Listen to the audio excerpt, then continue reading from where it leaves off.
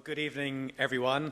Thank you very much to Don and the institution for inviting me, and thank you all for coming out for this evening.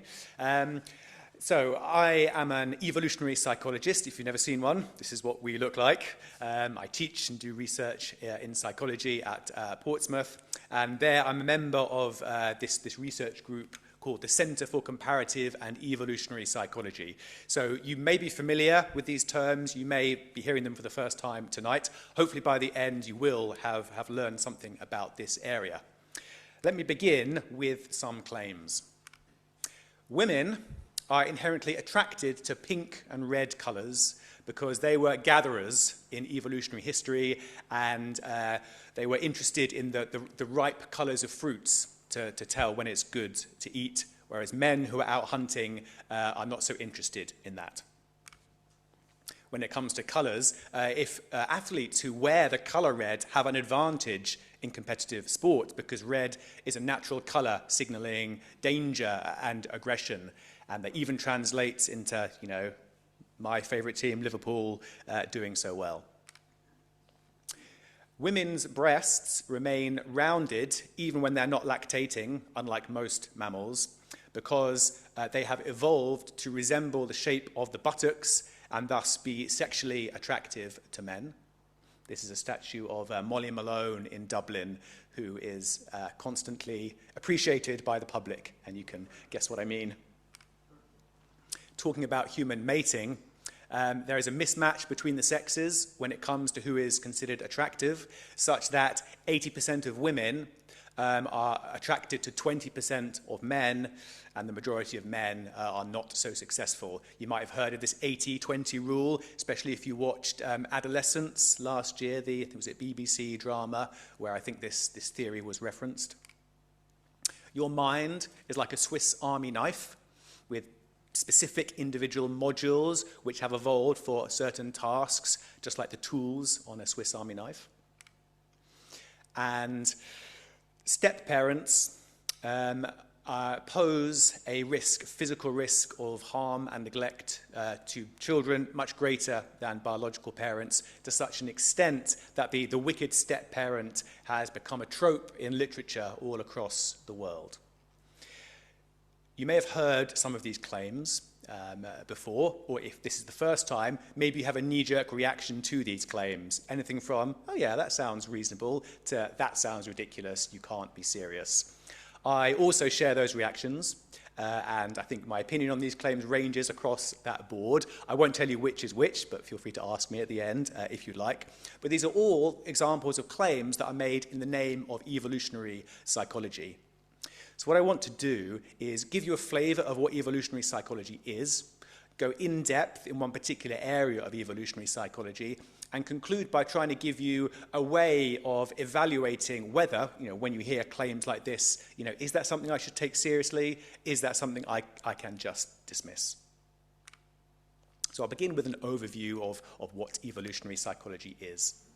As Don mentioned in the introduction, the theory of evolution is really the underpinning of biology. No serious biologist rejects the theory, although they may well debate the details. This means that when a biologist is studying whatever he or she studies, a species or a behavior or an organ or a biochemical process, they understand that it has evolved and very likely for a particular function. Therefore, looking across species is a very useful way of understanding that process, finding those similarities and differences. Evolutionary psychology essentially takes the same stance and applies it to the brain, the mind, behavior. So the mind has also evolved, therefore we might expect to see specific behaviors or mental processes that have evolved for specific functions, and comparing across species will be useful. I think that is reasonable, but it is not that widely accepted in all social sciences. And if an evolutionary psychologist is feeling in slightly uncharitable mood, they might refer to those who reject that idea as cognitive creationists. In other words, evolution from the neck down, but not from the neck up. This is very related to ideas you may be familiar with in philosophy, ideas like the blank slate, tabula rasa. I think it was David Locke who suggested this, that we are born without any instincts, preconceived knowledge, anything like that, and experience, culture, socialization writes onto that blank slate. Evolutionary psychology makes the claim that the slate is not blank. There are some things we inherit through evolution. The kind of things that evolutionary psychologists study range from mating and romance, sex, which we'll have a look at this evening, but lots of other areas too. So you might look at violence. Where does violence come from? Is it inherent to our species and other species? Are we more or less violent than others? It might include things like family dynamics, sibling rivalry. Why do my children get on so well one moment and then they're trying to strangle each other the next? We can even look at subjects that you might think are beyond sort of science or evolution. Things like morality. Where do our ideas of good and evil come from? Is that basis inherited through evolution? And these are not just ideas that academics debate, in universities and journals and so on. These ideas spill out into public consciousness as well. So I mentioned, adolescence. There's some evolutionary psychology in that TV show. If you spend too much time online, then you can come across some of these ideas, especially if you've heard of the red pill movement online. This is the idea, as in The Matrix. Spoiler alert, if you haven't seen it, go and watch it. It's better than my talk. But in there, the main character takes this red pill, and reality is peeled back in front of him, and he sees the world as it really is. Well, the idea is that evolutionary psychology can give us a new perspective on the world, which we are otherwise unaware of. I've got Fred Flintstone in the center of this image because a sort of a crude but useful way of thinking about evolutionary psychology is that we are Stone Agers in the fast lane. So our body, our brain is the same as it was 10,000, 50,000 years ago, but the world around us has changed massively. So we're trying to cope with this world, still using the tools that we evolved with those many thousands, hundreds of thousands of years ago. The way that evolutionary psychologists do their work is to draw on the tools of psychology, as you might expect, but lots of other areas too, which gives it a richness as a subject. So anthropology, very important for doing evolutionary psychology, but as well as looking at the full breadth of our own species, we also want to look at other species too. So animal behavior, zoology, also very important for answering evolutionary questions.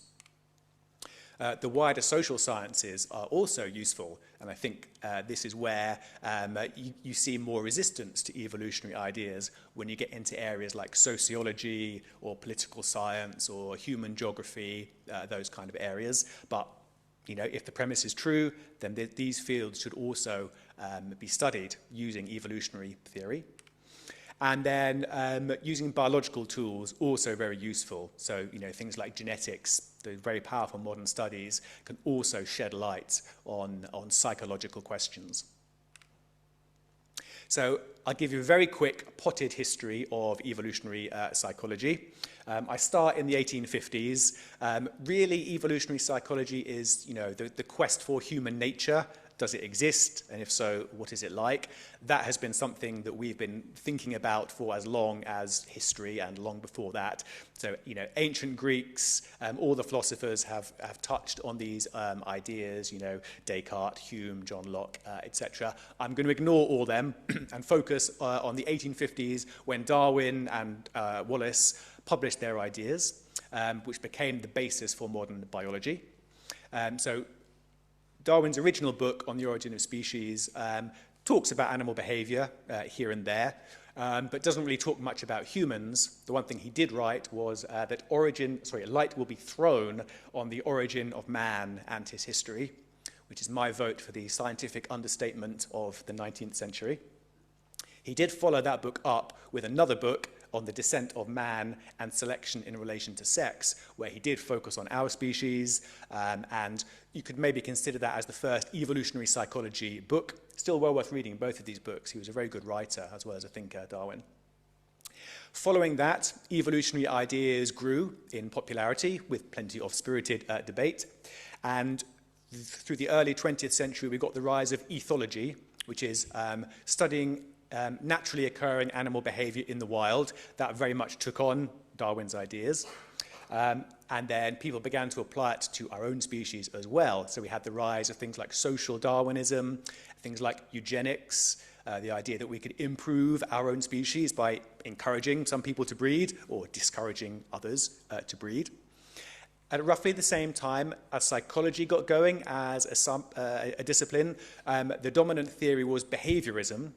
And this actually tended to ignore evolutionary ideas because it sought learning mechanisms, sort of universal mechanisms that would explain, pigeon and, butterfly and human behavior without need for thinking about evolution. After World War II and, the adoption of some sort of perverted evolutionary ideas by the Nazis, there was a great taboo about applying these ideas to human behavior. So the pendulum swung away. At the same time, however, primatology began to get started as a discipline in Japan, first of all, then Africa and the rest of the world. And again, very much using evolutionary ideas. And, you begin to see the similarities with our own species.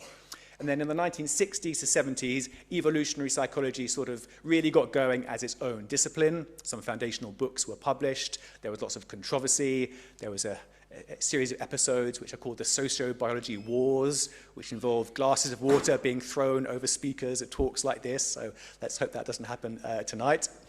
And then I would say from the 1980s onwards, a lot of the main theories were kind of settled on and agreed upon, and evolutionary psychology began to get going as a discipline. It's become more and more accepted among psychologists, still with plenty of debate about the details.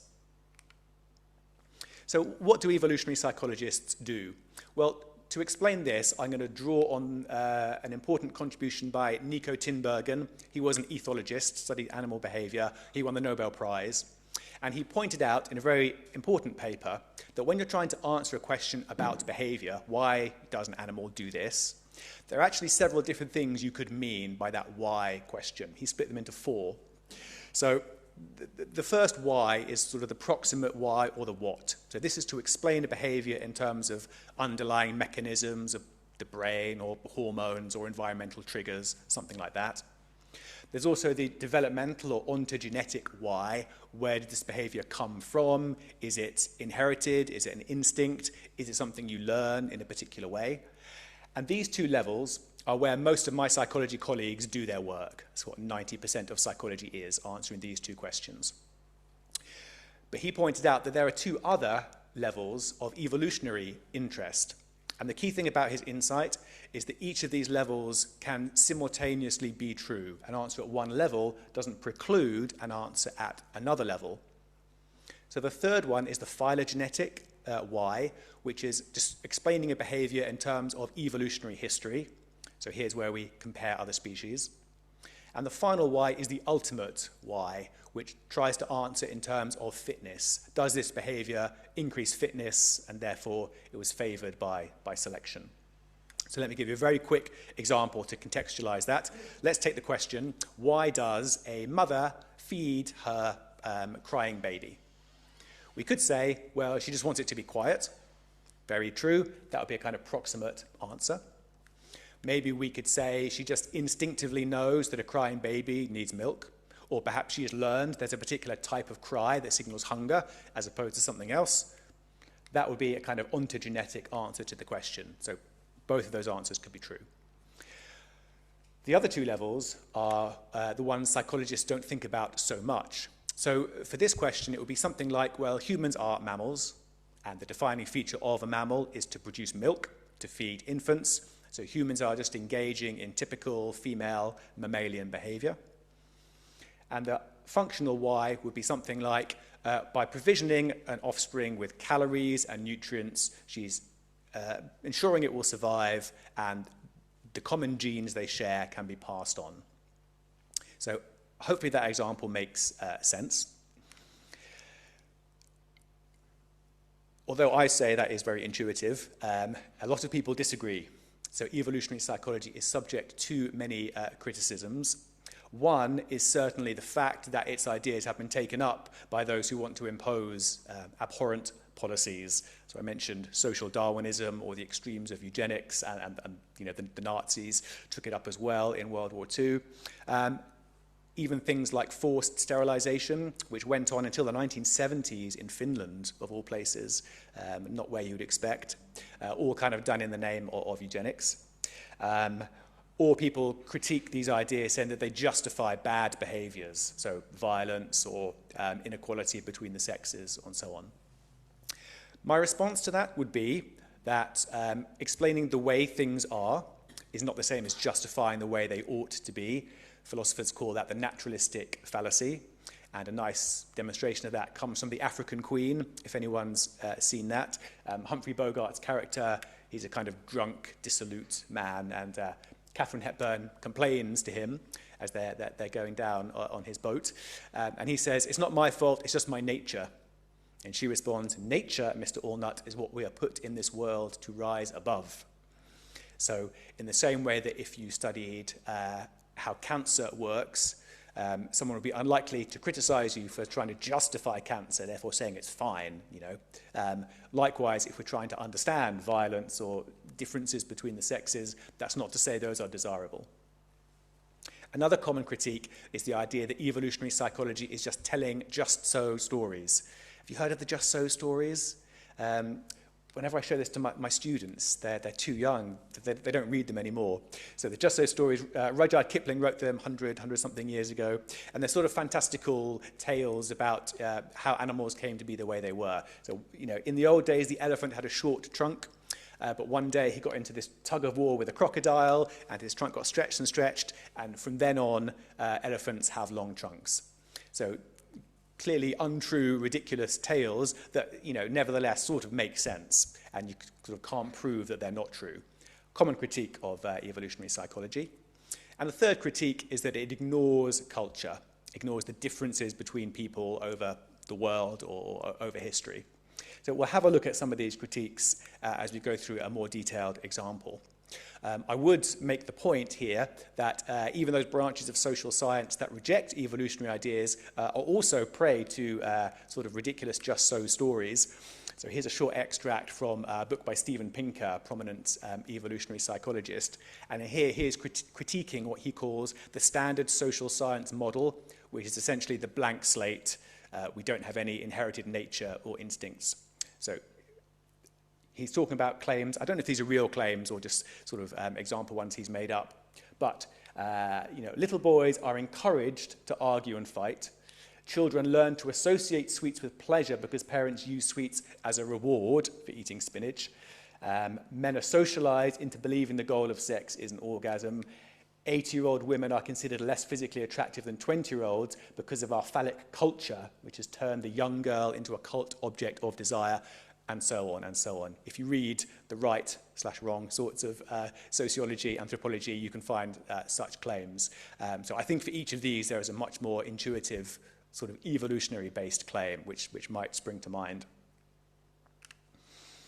Okay, let's give a simple and I think easy to grasp example of how evolutionary psychology offers an advantage in understanding our behavior. We're going to learn about Hamilton's rule from genetics. So this is an argument to explain altruism. And altruism is a behavior where one individual behaves in a self-sacrificing way, so reduces his or her own fitness in order to increase someone else's fitness, so acting for someone else's benefit. Now, Darwin himself recognized that these behaviors, which you can see all the time, are actually a problem for his theory. He wrote that because surely selection should favor, you know, an increase in one's own fitness. Why would you ever sacrifice fitness for someone else?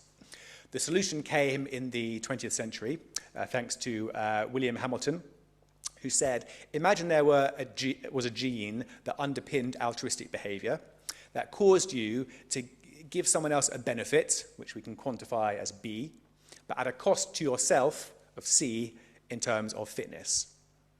He said that gene could spread if there was a relationship, a genetic relatedness between the actor and the recipient, and if that relatedness, R, multiplied by the benefit, was greater than the cost. So this idea was actually prefaced before Hamilton formally described it by the great geneticist Haldane, who was once asked if he would sacrifice himself for his brother. And he replied, "No, but I would for 2 brothers or 8 cousins." So he obviously had a grasp of this idea already. So essentially, we expect closely related individuals to be sometimes altruistic to each other, much more so than unrelated individuals. So again, I think that's kind of intuitive. So now we'll go to 1960s in Canada to 2 pioneering evolutionary psychologists. They were trained in animal behavior, so familiar with evolutionary ideas. And they heard from a colleague who is a criminologist that when it comes to the death of a child, the most likely suspect, the homicide of a child, the most likely suspect were the parents. And they thought, that's interesting and unexpected, because Hamilton's rule, shouldn't close relatives be less likely to be violent to each other? So they went and looked at the data, and they found that their colleague was absolutely correct. The most likely suspect is indeed the parents. What they then did is they split the data, which no one had done until then, and separated genetic parents from step-parents. And this is what they found. So this graph shows you the risk of homicide as a function of the child's age. And you can see it's much greater in the first year or 2 of life and then really drops down sharply. But this huge difference emerges between a genetic parent and a step-parent being involved, much higher when a step-parent is involved. Important to note that these rates, this bar looks massive, but it's a rate per million. So a few hundred per million is still exceedingly rare. I don't want you to go away thinking that step-parents are, homicidal maniacs that are a risk to all children. Definitely not. These are very rare behaviors, but when they occur, it's much more likely that a step-parent is involved rather than a genetic parent. So this allowed us for the first time to see a pattern. We already had the data, but we hadn't looked at it in the correct way. And this, I think it's a transformational understanding of, a very important subject. So these 2 psychologists were called Martin Daly and Margot Wilson, and they followed up this work by looking at cultures all around the world, and they found that many of them share this idea of a kind of evil step-parent in their fairy stories. So you might be familiar with, Snow White or Cinderella from sort of the European folklore traditions. But if you go to China, African folklore, this motif recurs again and again. And they suggest that there is a kind of cultural awareness of these kind of patterns which has made its way into literature. So they wrote a very good book called The Truth About Cinderella, very short book where they just kind of summarize this in a very easy to read format. So I think that's one of the simple but really powerful examples of evolutionary psychology in action. What I want to do in part 2 is go a bit deeper into sort of my particular area of interest in evolutionary psychology, which is human mating. So we'll have a look at a few different sort of interesting studies in this area. To what extent can evolutionary psychology help us understand this topic? So whenever you hear a claim that some behavior is a psychological adaptation, so designed by evolution, I think you shouldn't accept it as true just because somebody said so. You should look for the evidence that supports it. And I'll suggest there are 4 strands of evidence which are really useful for judging these claims. So the first strand is to look at all cultures of the world, look across humanity as a whole. Do we see the same patterns? If so, that's a clue that we've inherited that psychological behavior through evolution. The second source of evidence is to look at developmental psychology and say, does this behavior crop up very early in life, before culture and socialization has much time to work its magic?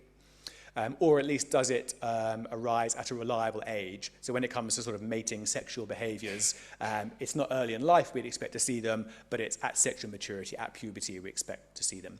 And if that is reliable, then again, another clue, so at the same time, that's a clue that it's an evolved behavior. Another strand of evidence is to look at other species. Do we see the same or similar behavior in other species, in our close relatives like the apes, other primates, or even in distantly related species? My top tip, if you're interested in kind of evolution and human mating, is look at birds. The way birds mate is basically the same as humans. We're much more similar to birds than we are to chimpanzees and gorillas and things. And then the fourth strand of evidence is to say, does this behavior look like it has been designed for a purpose? Evolution, doesn't have foresight. It's not trying to create something, but it creates things that look like they've been designed. Richard Dawkins called evolution the blind watchmaker. We call it selection, the blind watchmaker. It gives this illusion of design. So let's have a look at these different strands of evidence when it comes to human mating. So I've got a question for everyone here. If I were to ask you, what do you think is the human mating system, what would you answer? I give you three possibilities. Perhaps we are a polygynous species. Polygynous means one male mating with multiple females. Perhaps we are a monogamous species, one male and one female mating together. Perhaps we are a polyandrous species, where one female mates with multiple males. And if we look at different species, we can find all three of these mating systems from species to species. Should we do a show of hands? Who would vote that humans are a polygynous species, if you had to? No one? Oh, okay, one hand. Monogamous, who would vote for monogamous? A few more hands. Anyone vote for polyandrous? Yeah, a hand there as well. Yeah, so I think all three options suggested, all reasonable, I think, as well. So let's try and work out.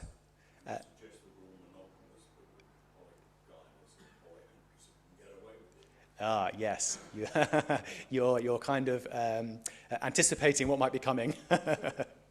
So let's use these different sources of evidence to answer that question. First thing we might do is look across cultures. How do marriage patterns work across cultures? So this map shows you what's called the standard cross-cultural sample. So different societies from all different parts of the world where we have data on how marriage works. So the greens here show the degree of polygyny in those societies. So if we are from Britain or Western Europe or America, monogamy is the norm. And that might be why the majority of us sort of went for monogamy. But if we look at other cultures, then polygyny can be more common. So across much of the world, polygyny is practiced. Even in monogamous countries like America, there are polygynous marriage happens, even if it's legal. If you look at human history, then there are some suggestions that we were more polygynous in the past. We can even find polyandrous societies among humans. So yeah, if you voted polyandry, that's totally reasonable. Limited to one society up in the kind of Himalayas, Nepal, Tibet kind of area, but it does happen. So yeah, the majority of societies have allowed polygyny, at least to some extent. So maybe we're actually a polygynous species. The next source of evidence we can use is to compare across species. So this graph shows you a plot of the size difference between male and female of a species, of the primates in this case, as it relates to the harem size, so the number of females that a male mates with. So a number of 1 here indicates male and female are equal in size, and these blobs down here are the gibbons, the many species of gibbons, which are the male and female are equal size. They are monogamous, so their harem size is 1. If we look at other primates, then where the male is larger than the female, then they are more likely to be polygynous, to have larger harems. So a gorilla, a silverback male, will hold a harem of maybe 5 or 6 females, mate with all of them, and ensure they don't mate with any other males. And a male silverback is, 40-50% larger than a female. So this pattern holds, a loose pattern, but it holds. If we think about our own species, then men are larger than women, maybe 10% larger, something like that. So if we plug ourselves in here, then this suggests that we are fairly monogamous, but not quite as faithful as the gibbons. Another interesting anatomical comparison is to look at the testes themselves, because testes size is a good indicator of female mating habits, slightly counterintuitively. So essentially, if a female mates promiscuously with multiple males, then we get sperm competition, which is where sperm from different males is present at the same time in the female reproductive tract, and there's a competition going on between those sperm to be the one to fertilize the egg. So selection favors larger testes when females mate more promiscuously. So if we look at our closest relatives, the chimpanzees and bonobos, the males have enormous testes for their body size. They live in groups, maybe 50 individuals, and the females will mate with multiple males. There's intense sperm competition, and chimpanzees have evolved large testes in response. If we contrast that with the gorilla, larger body size, but much smaller testes size. That's because there's very little scope for sperm competition in gorillas. A silverback will not allow another male to get close. If he does, there'll be a big fight. They're very gentle creatures, but if a male comes along, then they can be very violent. So very small testes in the gorilla. What about humans? Well, our testes size is more like the gorilla than the chimpanzee, so suggests that women have not been so promiscuous as chimpanzees have in the evolutionary past, but larger than gorillas for our body size. So some history of polyandry as well. The circles represent body size. In case you're wondering what the length of the staff represents, it's the length of the penis. So the one thing that humans beat all other primates on is penis size. I don't think we know why, but if there's one weird fact you remember from tonight, it's probably going to be that one. Another really interesting source of evidence from modern genetics is we can actually look at how many ancestors we have. So if I were to count up the number of biological fathers and mothers you had in this room, assuming we have no siblings, there would be twice the number of the same number of fathers as mothers, okay? If we went back a generation more, you'd have twice the number of grandfathers and twice the number of grandmothers, and so on, every generation back. So if I were to count up the total number of ancestors, so everyone here or everyone in Bath, do you think you would have more male ancestors or more female ancestors?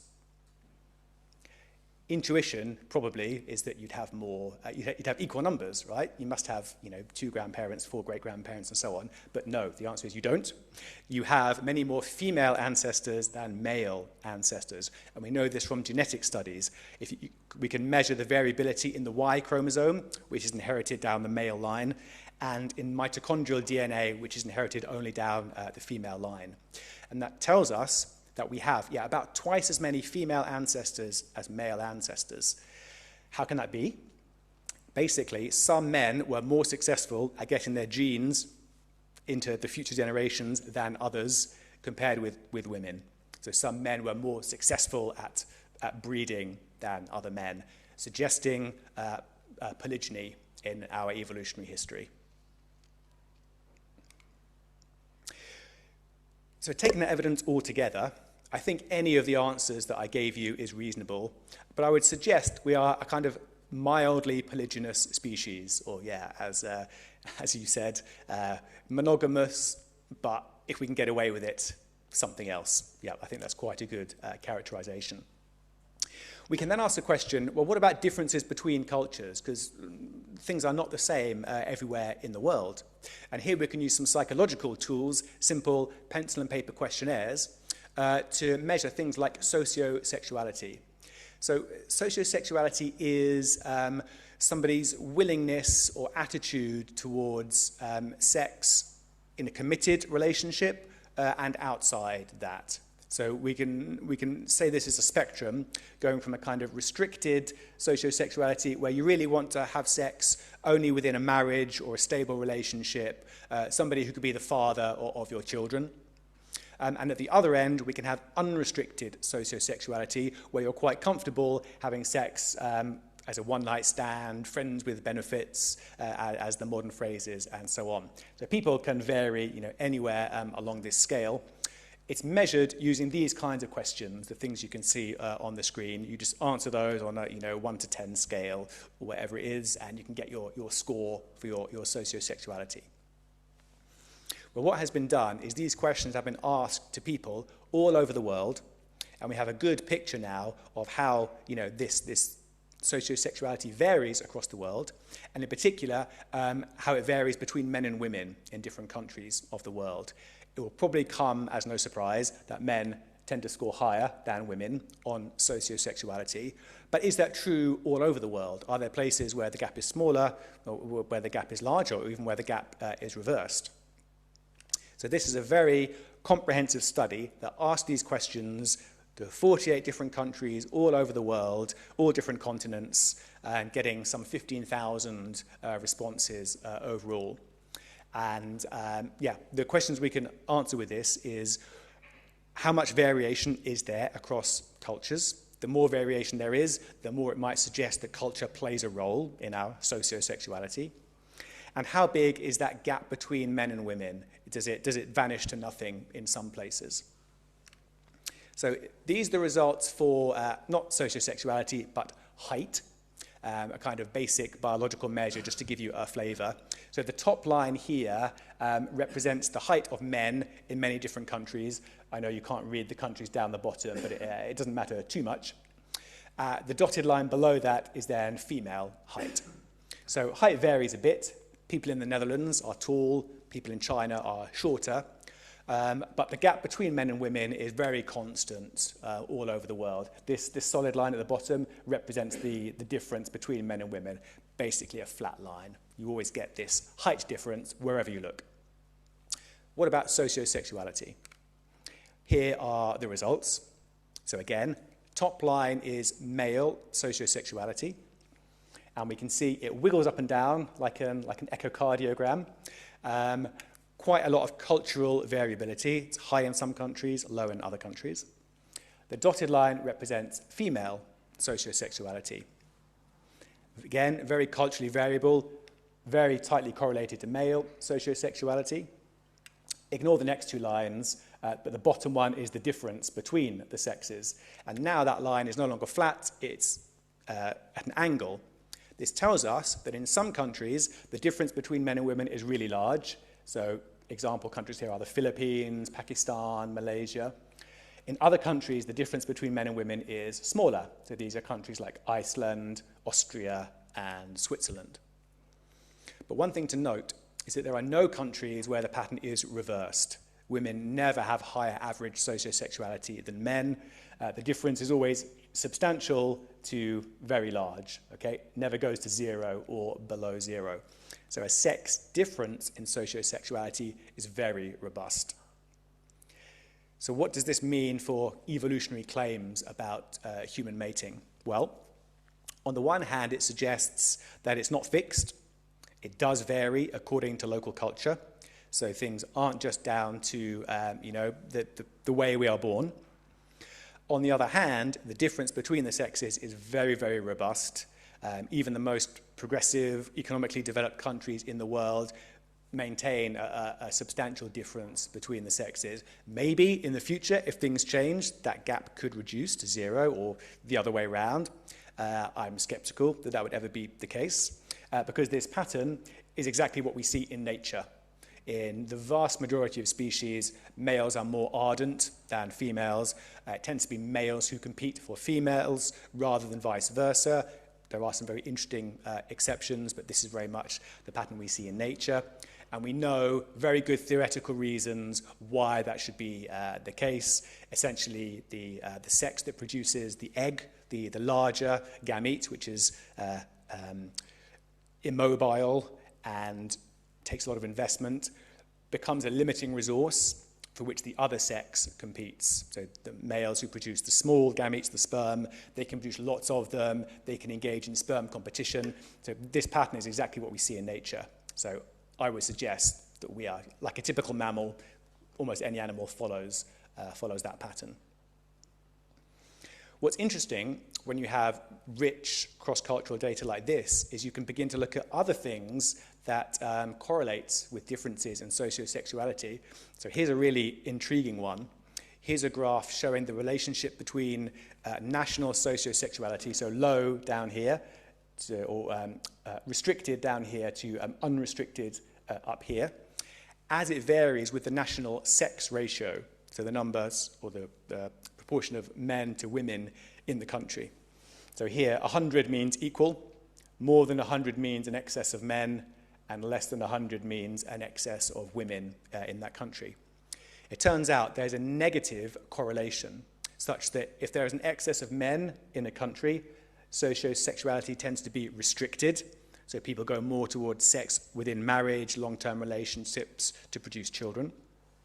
And in countries where there's an excess of women, it becomes less restricted. So people are more comfortable having sex outside of a committed relationship for fun, not just for procreation. Why might this be the case? Well, there's a very well-developed body of theory in animal behavior about how differences in the sex ratio relate to mating strategies. The essential argument is, if you are rare, you have an advantage. If one sex is rarer than another sex, it can sort of get its preferred strategy, as it were. So, for example, if you're a male bird, you would like to mate with as many female birds as possible, but female birds aren't particularly interested in that. They would rather just kind of be monogamous if they can.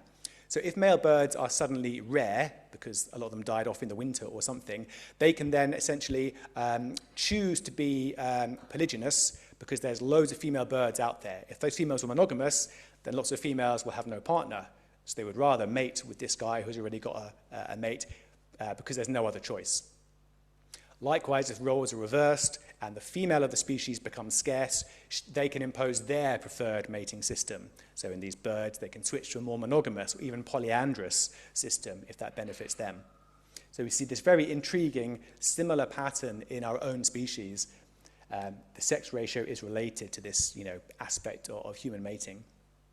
And this example makes the point that even when we do see differences across cultures, it doesn't necessarily mean it's cultural or socialization factors that are causing the difference. There are ecological differences across countries, so things to do with biology or geography or how much disease there is or food availability in those countries. Those might push our behaviors one way or another. So even cross-cultural variation itself is not necessarily antithetical to evolutionary ideas. If the pattern fits, it actually might help support them. So in the final part, which I've titled Adaptationitis, I want to sound some words of caution. I don't know how you guys are feeling about evolutionary psychology at the moment, but I'm definitely a proponent. I want you to come away thinking, okay, I can see that it makes sense sometimes. However, there can be a tendency to be overly generous to evolutionary suggestions. So itis medically means a swelling, an inflammation of something beyond what is good. So adaptationitis is an over-excessive swelling of adaptation evolutionary ideas. So is everything an adaptation? No, not everything is an adaptation. A useful way of thinking about whether something has been designed by selection, which is what an adaptation is or not, is to put things in this sort of 2-by-2 table. Whatever we look at, an organ, some bit of biology, or some psychological behavior, we can either say, well, yes, it is an adaptation, or no, it's not. And if it is an adaptation, then presumably it will be adaptive, will be help to improve fitness, but maybe not always. Some adaptations might no longer be adaptive. Things that aren't adaptations, yes, sometimes they will not be adaptive, but funnily enough, sometimes they can also be adaptive if they are a byproduct of something else. So I've given some example suggestions of things that might be fit into each of those categories. So adaptations we sort of discussed so far, so lots of things could go in that box. But some things might be outdated adaptations. And maybe the classic, easy-to-grasp example is the tendency for people to overeat in the modern world, in the developed world, in fact, in almost all the world nowadays, because of the ready availability of energy-dense foods. We've probably been designed by evolution to enjoy sugary, fatty foods because they contain the most energy, and food was scarce through most of our history, so anytime we could get our hands on honey or animal fat, we would wolf down as much as we could. In the modern world, where these things are readily available, it's very easy to overeat them and then suffer the health consequences of obesity, cardiovascular disease, and so on.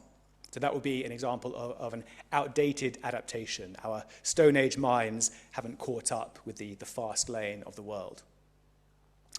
Some things can be adaptive even though they were not designed by evolution. So think about driving or reading, for example. We haven't evolved to do those things. Very recent inventions. Writing only goes back a few thousand years. And yet very useful, okay? Very beneficial to our lives to read, to drive, and so on. So we've learned to do those things, taking advantage of existing adaptations. So reading is piggybacking on the back of language adaptation. If language is an adaptation, still very much a point of debate, but if it is, then reading has piggybacked on the verbal language that we have evolved to produce. Driving has piggybacked on our general, motor abilities, motor as in movement rather than car abilities, our visual abilities, and so on. And then there are plenty of things that are neither adaptations nor adaptive. It's quite hard to think of examples, but I've suggested a couple. So maybe, fashion could fit into this box. So whether you like flared jeans or skinny jeans, probably unrelated to your evolutionary fitness. And yeah, we certainly haven't evolved, I don't think, to have a preference for those. Although, interesting, I've done some work on some aspects of fashion that might be piggybacking on adaptations. So feel free to ask me about high heels or corsets if you're interested in them. Maybe playing video games, if you like to do that. Again, probably not very good for your fitness. In fact, maybe a waste of time when you could be out there getting food, making friends, finding a partner, and so on. So yeah, many things might fit into these boxes as well. And then there are things that don't fit neatly into these boxes, especially when we think about byproducts. So to give you a kind of metaphorical example of a byproduct, if you think about how the heating system works in your car, heat is produced by the engine, and it's actually bad for the engine. You need to design the engine to disperse the heat, otherwise it stops working. But you can redirect some of that heat into the cabin to keep you warm on a cold winter's night when you're driving. So the heat is kind of not an adaptation, if you like. It's a bad byproduct, but it can be repurposed into a useful function. Well, maybe lots of our behaviors or other adaptations are repurposed byproducts of something else. So we can use this idea with a case study of an example of a human mating behavior, which I am very much not sure if I would call it an adaptation or not. And I'm going to give you two possibilities, and you can kind of think for yourselves which one you find more convincing. So the adaptation or the behavior is kissing. Kissing, as in romantic kissing, might be very familiar to us, but it's not necessarily in all parts of the world. Some cultures don't seem to have romantic kissing, as in sexual partners. Kissing, like parent-child, seems very common, or friends kissing on the cheek or something, but mouth-to-mouth romantic kissing, maybe not universal to humans, so maybe not an adaptation. We also see similar but not identical behaviors in other species. So primates do engage in mouth-to-mouth contact, but not always in a sexual scenario. So things like bonobos, which are close cousins of chimpanzees, they certainly rub their lips against each other's, but they do it with the same sex, opposite sex, within a family as well. They don't seem to discriminate or reserve it for just sexual partners. So again, not exactly the way that we might do it in humans. So it has been suggested that kissing can be considered an evolutionary adaptation with this nice title paper, Kissing as an Evolutionary Adaptation to Protect Against Human Cytomegalovirus. So this is a virus that can be transferred in bodily fluids, so in saliva and during sexual intercourse as well. And the argument is made, it's just a theoretical paper, but it argues that we have evolved to do this as a way of testing, or there are two possibilities actually, the way of testing our partner to see if they are carrying this virus, possibly other viruses that could be transmitted. And so we can think of kissing as like a kind of early warning, low risk detection. Oh, I'm going to kiss this person, and if I enjoy it, if it's good, then maybe I engage in further activity. But if I don't like it, then maybe I disengage and remove any further risk of being infected. The other argument is that kissing allows a small transfer of the virus, which then allows you to build up some immunity to it before you engage in sex, where you've then developed some acquired immunity to this virus. So if that argument is true, it would be an adaptation. The alternative, which I would suggest, is that kissing is not an adaptation, it's a byproduct. And it's a byproduct of the fact that our lips and tongue have evolved to be sensitive to detect good from bad food, ripe from spoiled food, and so on. That's why they're sensitive. And as it happens, rubbing sensitive parts of your body against each other feels good, as long as it's not too rough. And therefore, we just do it. We're exploiting this kind of food detection mechanism for a new purpose. Therefore, kissing serves no function. We just do it because it feels good. I think both of those ideas are plausible. And so how do we decide whether kissing is an adaptation or not? Well, the way I would do it, if I were not restricted by practicality, money, or ethical considerations, would be to conduct an experiment. And the experiment would go something like this. I would get a room full of willing volunteers, and I would make sure half of them are infected with CMV, or some other virus of interest, and half are not. If I was evil, I would inject half of them, or if I was good, I would get patients who have the virus and cure half of them from it. And then I would get them to kiss each other. They'd all engage in a big speed dating kissing session where everyone kisses everyone else, and they rate each other on how much they enjoyed the kiss. The pattern we would expect, if this adaptive hypothesis were true, would be that those who are not infected with the virus are rated as better kissers than those who do have the virus. On the other hand, if your viral status made no difference to how much people enjoyed you, then perhaps that would support the byproduct idea instead. Now, as far as I know, nobody has done that experiment, but I have had colleagues who have had the same idea, so maybe it will be done one day. Until then, I don't think we know. But the point is, this idea, as it stands, is a just so story.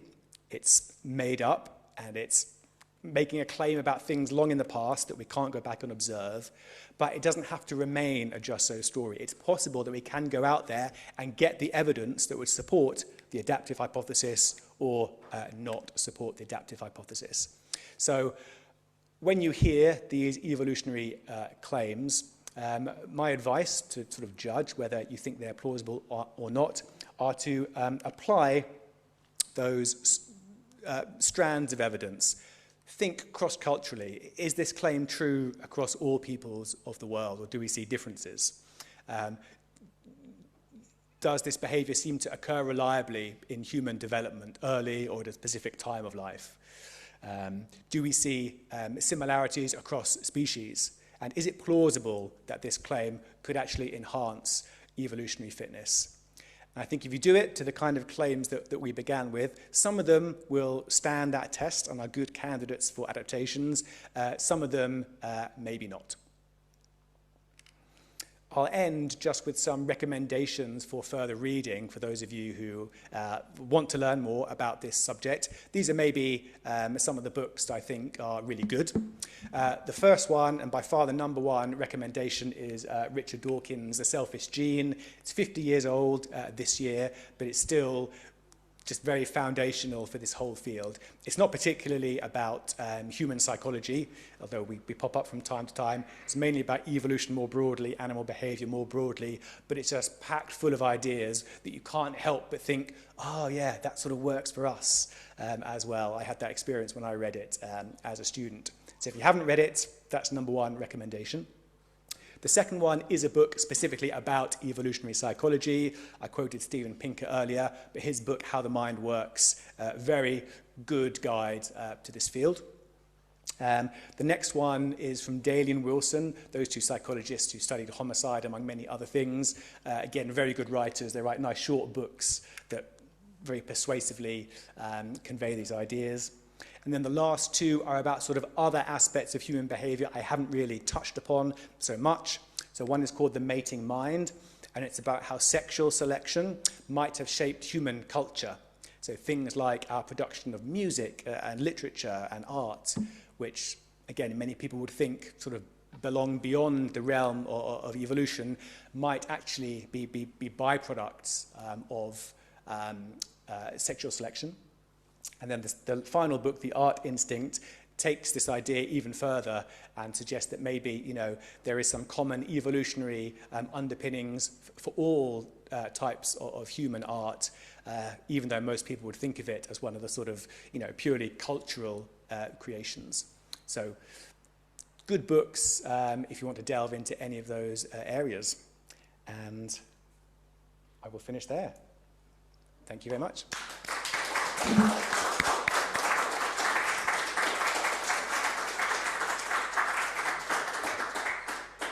Thank you very much indeed, Ed, for a fantastic and interesting talk. I'm really looking forward to this Q&A. You know, you've covered wicked step-parents, gonad size, sexuality,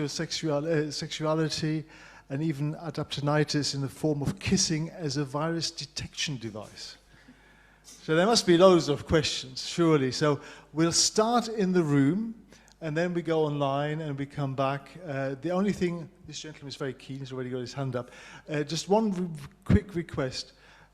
Could you keep your questions short, i.e. to one sentence? Then we get more people to ask the questions and get more answers, hopefully.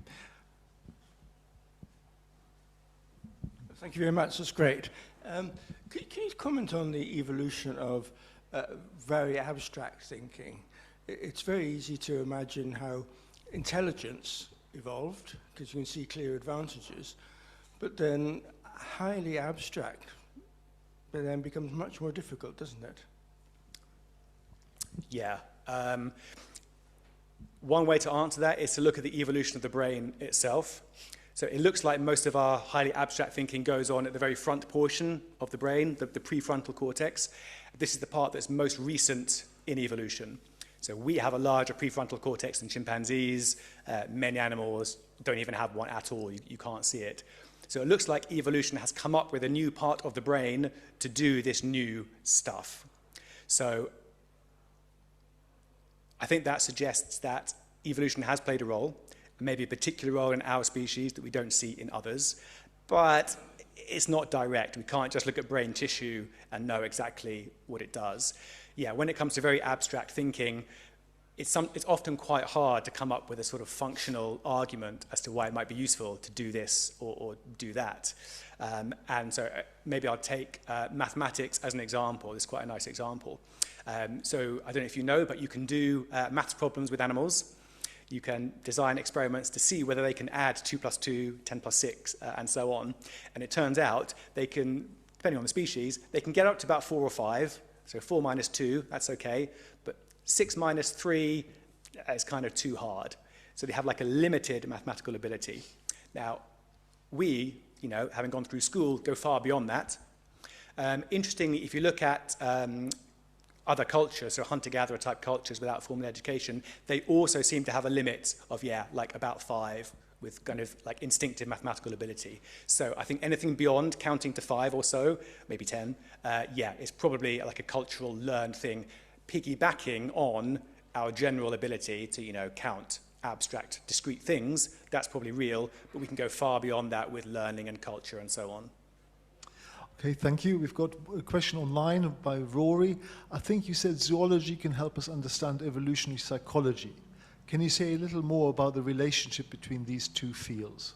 Yeah, so I was a zoologist originally. That's what I studied, animal behavior.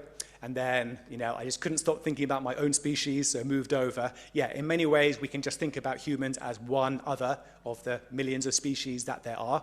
So yes, zoology is crucial. The main advantage that it gives you is if you only look at one species, then every hypothesis you make is a just so story. It's really hard to tell if it's true or not. But if you can look across lots of species, see those similarities, or see the certain conditions where some behavior does happen or is different, then you can really begin to test evolutionary ideas. So yeah, looking at zoology, looking across species, I think is one of the keys to disentangling the good from the bad evolutionary psychology. Okay, pivoting back into the room. Does anybody else have a question ready? Gentleman at the back, and then come to the front. Thank you. What about what you might call sexual display in particular? I mean, it's pretty obvious that there's probably not a woman in the room who hasn't thought about what she's going to wear tonight, whereas I think most of the blokes have probably stuck on something comfortable, and that's enough. Why is it all one-sided? Why don't men, I know you're going to say there are some societies where men do pretty themselves up, but by and large, it seems to be really one way. Why is that? Yeah, and following on from that comment, if you look at animals where you get mating displays, like birds, for example, it's almost always the males who do it, or sometimes male and female together, but the other way around is very rare. So, yeah, if that is what we do with our appearance, we're kind of an exception to the general rule. I guess I would say mating displays are one part of competition, and competition can take other forms as well. Most mammals actually don't really engage in mating displays that much. It's more birds, and insects, and fish. The main way mammals compete is physical confrontation. And I think there we follow the typical mammal pattern. Men get into fights much more than women. They will fight for the lady's honor. The reverse is much rarer. So perhaps those kind of appearance, attractiveness displays could be a cultural thing in humans. On the other hand, we are quite a monogamous species, monogamish compared to other species. And in those species, you can get mutual mate choice where both sexes are competing for each other. So perhaps the men compete more physically and the women compete more via appearance. So kind of adopted some of the habits of birds. Okay, room for improvements for the gentleman. Thanks, great talk. You probably saw in Nature this last couple of weeks, there's a paper about interspecies mating between Neanderthals and Homo sapiens. Yeah. I thought that was really interesting, and one of the findings from such a DNA analysis is that it was far more likely that male Neanderthals would mate with human females than the opposite was true. I just wondered if, and the various theories kind of proposed around, it seems kind of like slap bang in your field. I just wondered if you had a comment about why that should be. Yeah, so I have no idea why that should be. I think the two potential theories that spring to mind is one, what zoologists call forced copulation, or what we call rape, one possibility, or the other, perhaps women found Neanderthals more attractive. And preferentially chose to mate with them, bringing in some DNA. Yeah, other than that, yeah, I don't know. I agree, fascinating study. I remember when I was a student, there was speculation that Neanderthals bred with humans, but a lot of people didn't believe it. Then the DNA evidence came in. Yep, we definitely did, especially in Europe. And now the evidence is showing, yeah, that it's this sex bias from Neanderthal males. So yeah, fascinating. Must have been a dominant forebrow, obviously. Yeah. Or just sheer body size, who knows? Yeah. Fascinating talk and very persuasive. I do ask myself, is any of this disprovable? In other words, does it meet Karl Popper's test of what is science? Yes, I think that's absolutely the key consideration for any scientific theory. Is it disprovable? If it's not, then it's just the just so story, right? That anyone can say anything, and I can't go back in time, you can't prove me wrong. I think using the kind of 4 strands of evidence I suggest is yes, how we can disprove a theory. So if a behavior not cross-cultural across humans, we don't see similar things in other species, it's developmentally very variable, and the evolutionary story seems a bit of a stretch, then I'd be skeptical and say, yeah, you shouldn't really believe that idea. I can give you one example, perhaps. So there are theories about the evolution of homosexuality, which is kind of both common and uncommon in other species. So most species engage in homosexual behavior, but typically that is alongside heterosexual behavior. So some species aren't too fussy. They'll, do anything that moves, and yep, as long as you get heterosexual mating, the genes will be passed on.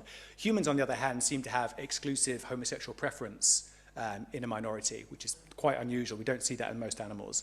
So there are theories. One theory is that it's called the helpers at the nest theory. So we see in some birds, for example, that one sex doesn't disperse away when they reach sexual maturity. They stay to look after the nestlings there. So they don't engage in their own sexual behavior, but they help enhance fitness through Hamilton's rule. So people have suggested that for humans, but I think it's implausible, because gay people don't particularly seem to stay at home and look after their nieces and nephews any more than anyone else. They seem to be quite interested in developing their own sexual relationships. I don't think that pattern really fits human homosexuality. So I would put that towards the kind of disproven pile. Okay, we've got another question online.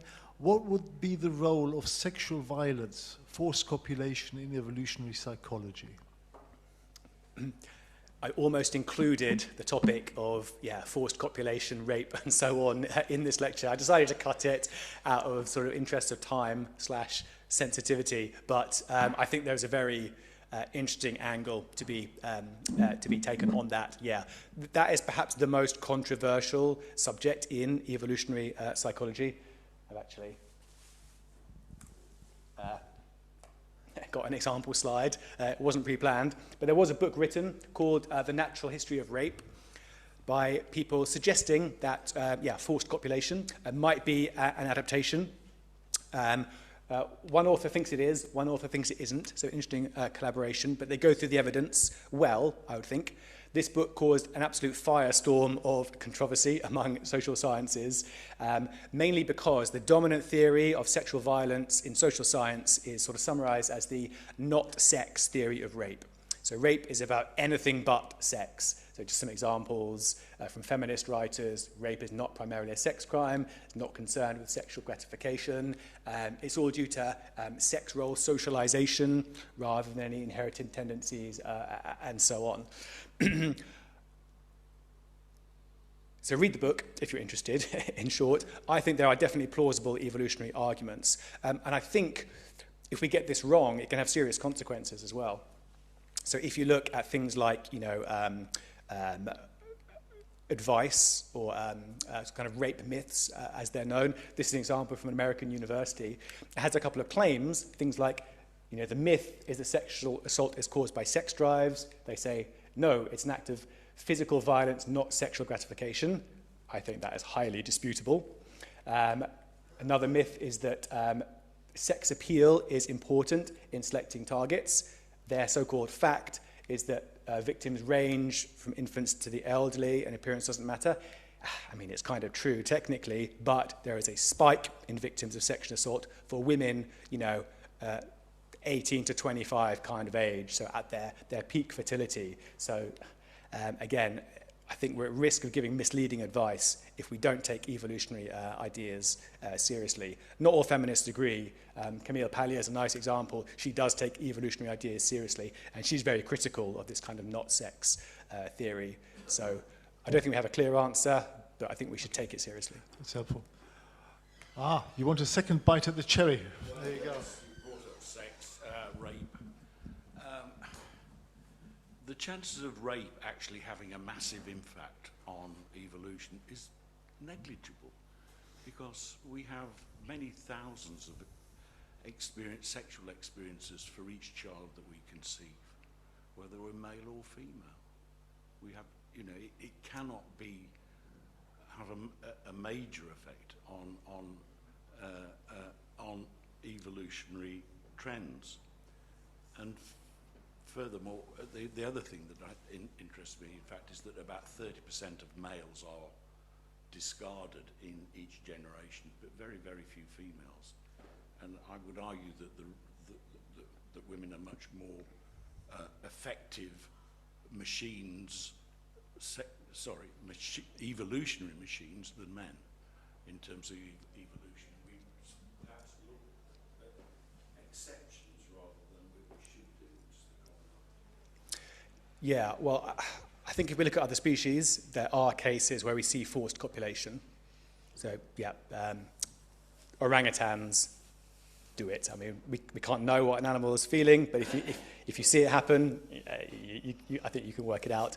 Dolphins as well, by the way. If anyone ever wants to go swimming with dolphins, then you should know that the way they mate is a group of male dolphins will find a pod of unrelated family, lure a female away, surround her in the water, take turns mating with her while she tries to struggle out. Mallards do it as well. So I don't think it's impossible that forced copulation can be adaptive. In terms of how effective it would be in humans, I take your point, but I think the thing to look at would be the cases where a man has very few other options. If he's otherwise going to be rejected and have no sexual partners, in those rare, extreme cases, then maybe the best he can do is to, everything from be very pushy, coercive, all the way to physical assault and rape. So yeah, it might be a kind of extreme strategy that is the only option in some circumstances. But again, I would put this topic in one where I'm really not sure whether I would consider it an adaptation or not, but I don't think it's entirely implausible. Okay, another question online. If there is an is-or divide, as Hume suggested, why do some people feel the evolutionary psychology poses challenges to their morality? Yeah, I think some other areas of psychology are perceived as challenges to morality or just our behavior in general. So, things like behavioral genetics, which look at the contribution of genes to behavior. Short story, genes are always important. A lot of people feel very challenged by that. If you look at things like neuroscience and, is there any evidence that we have free will? Pretty hard to find some very interesting neuroscience evidence where it seems we don't. A lot of people find that a challenge. So in a sense, any attempted explanation of our behavior is a challenge to some theory. It may be, here's a suggestion, it may be that it's adaptive to think of our behavior as much more under our own control or under the control of those around us, because that, keeps us striving for possibilities, even if they're very implausible. So, I'm making up a just so story there, but that could be the case. But really, if you get too deep into any theory of behavior, it's a challenge to some of our cherished ideas about morality, free will, etc. I suppose the question sort of focuses on how can we be blamed for what we do if we're not in control of what we do. I'll spin that question back round. If it turns out that our behavior is entirely determined by the way we're brought up or the society we live in, well, that's not our fault either, is it? Blame everyone else. It's not me. So I'm not sure any theory of psychology, gets us on or off the hook. Yeah. Okay. We've got time for maybe another couple of questions. So, more questions in the room? Lady at the back there.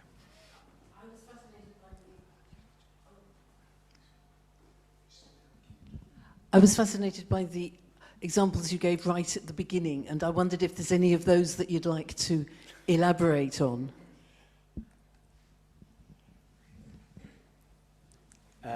So if I was going to very quickly kind of put them on a scale, highly skeptical of this one, not sure that's true at all. Skeptical of this one, as much as I'm a Liverpool fan, not sure the evidence is that good. The other ones, this one, does anyone recognize this claim? It comes from one of the early evolutionary psychology books that critics like to bring up. It's from Desmond Morris's, what's his book called? The Naked Ape, thank you, yes. It's from The Naked Ape. That book is full of hypotheses / just so stories. He was very happy to come up with them, wasn't so bothered by the evidence. That comes up from that one. Not totally convinced by it. Who knows, but I don't really know. The other ones, I think are much more plausible. I kind of mentioned the wicked step-parent one. It should be noted that it's stepfathers much more than stepmothers. So that the poor wicked stepmother has got the tough end of the stick here. It should be the wicked stepfather, really. But I think there is good evidence for this kind of unequal mating preference and behavior between the sexes, and this idea that we have specific mental adaptations for different purposes, I think is pretty plausible too. So yeah, that's my views. Okay. Can I just comment on? Well, hold on, you've had 2 goes already. Well, just on the blue and the Okay, if you make it very quick and use the microphone, you can. It's a very recent conjecture or statement to say that it's pink and blue, because until the end of the 19th century, boys were red and girls were blue. Yep. And it was, in fact, a deliberate advertising campaign that changed it in America. Yeah, I agree. That's one of the reasons that I'd be very sceptical about that claim, yeah. But anybody who's had daughters knows that pink is the colour. I mean, if you look at any little girl in the street, you almost invariably have a lot of pink. Nowadays, But it's a recent invention. Yeah. it is nowadays, yeah. 100 years ago, or a bit more, I think it was reversed, and it was actually boys who wore red or pink a lot more. So Yes. that cultural variability is, yeah, one reason to be a bit sceptical. Yes. St. Nicholas didn't have a red coat either, but Coca-Cola made it so. So there you go. Yeah. Yeah. Yeah. No, I totally agree. There you go. Yeah, we do see that pattern. We're not going to go into a colour battle now, though. So we've got one question for room for one more question. That's it. And otherwise, if there's no more questions, this lady at the back, and not the gentleman at the front. No.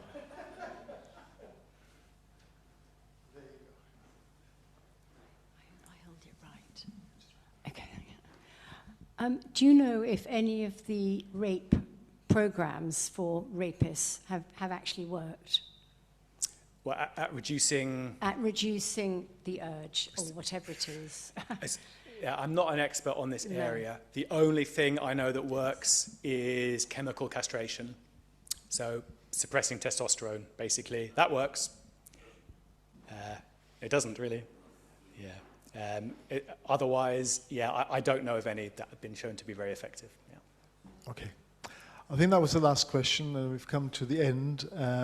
But you've covered so much ground, in this talk, and it's really brought to the forefront, so many different issues, human and otherwise, in terms of our own behavior and the behavior of other species. So could you please put your hands together and give Ed a warm round of applause?